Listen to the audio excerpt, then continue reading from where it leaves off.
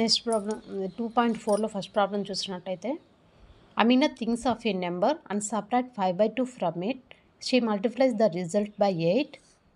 The result now obtained is 3 times the same number she thought of. What is the number? Amina ఆమె ఒక నెంబర్ని think చేసింది, అంటే ఒక సంఖ్యను తలుచుకుంది. దాని నుంచి 5/2ని సబ్ట్రాక్ట్ చేసింది, తీసివేసింది. ఆ వచ్చిన ఫలితాన్ని 8తో గుణించింది.